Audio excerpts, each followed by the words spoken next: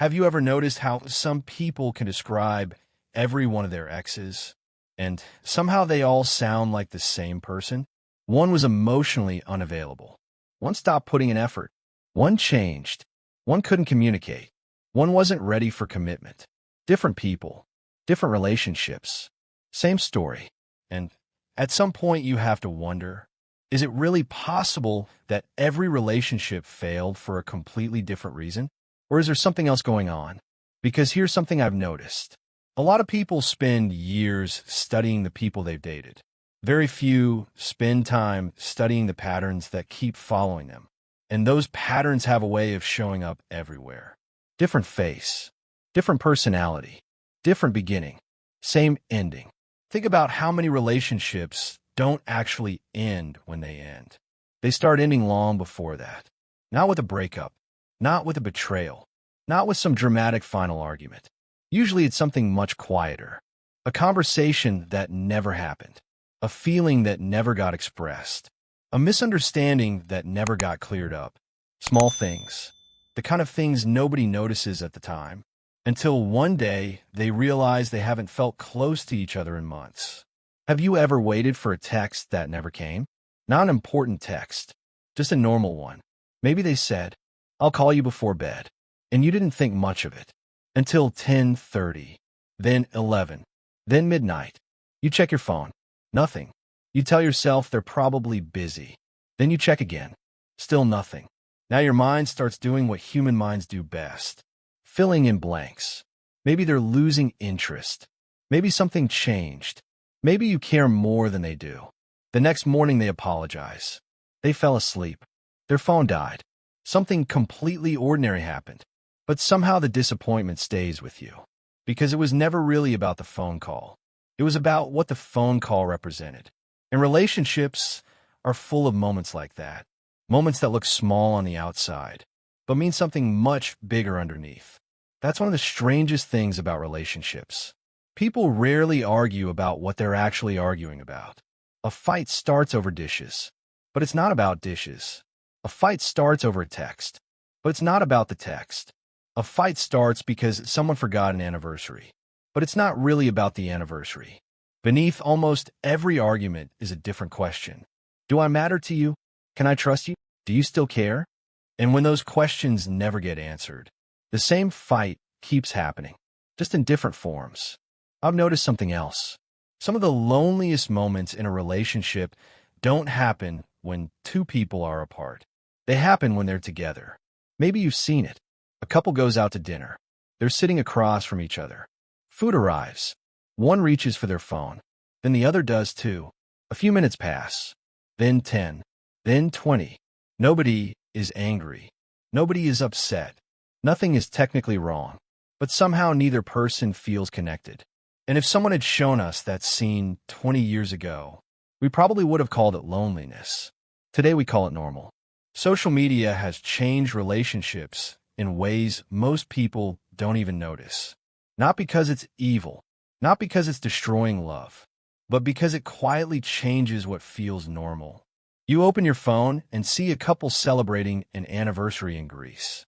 Another couple posting surprise gifts. Another couple laughing together on a beach. Another couple sharing a romantic video that gets millions of views. And even if you know those moments are curated, part of your brain still absorbs them. That's just what brains do. They compare, they measure, they notice. And after a few minutes of watching extraordinary moments, your ordinary relationship suddenly starts feeling unusually ordinary. What's interesting is that social media doesn't just give people unrealistic expectations of their partners. It gives people unrealistic expectations of relationships themselves. People start believing that love should always feel exciting, always feel passionate, always feel intense. But if you've ever spoken to couples who've been together for 20 or 30 years, that's rarely how they describe it.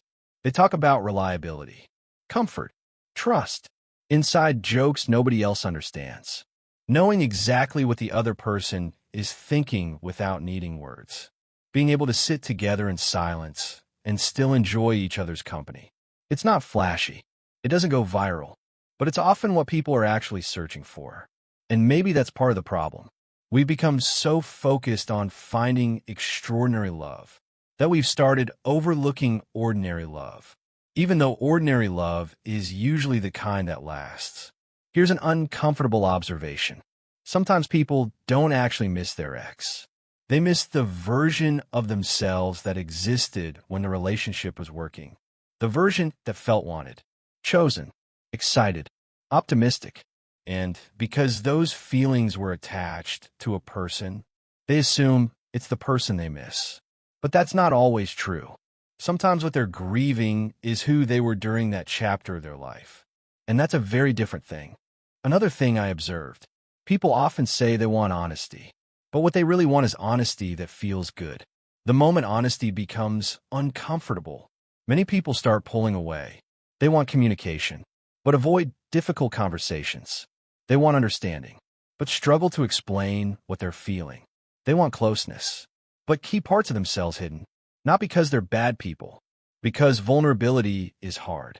Always has been, probably always will be, and that's why so many relationships end for reasons that don't make sense on the surface. From the outside, everything looked fine. No major betrayal, no dramatic ending, no obvious reason.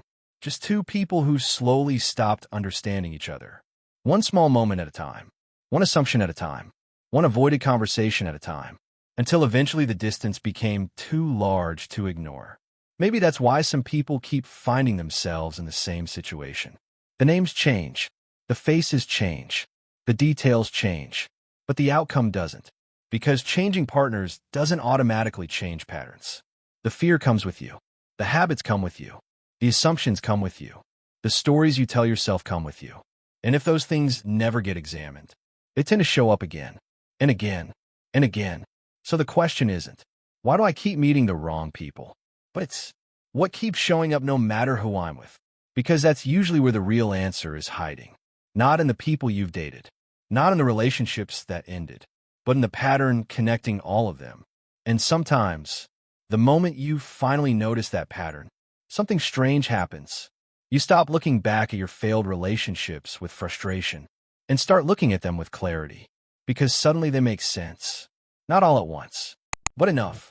Enough to realize that the problem was never as mysterious as it seemed. The thing that's been repeating all these years isn't your bad luck. It's a lesson you've been walking past without noticing. Until now.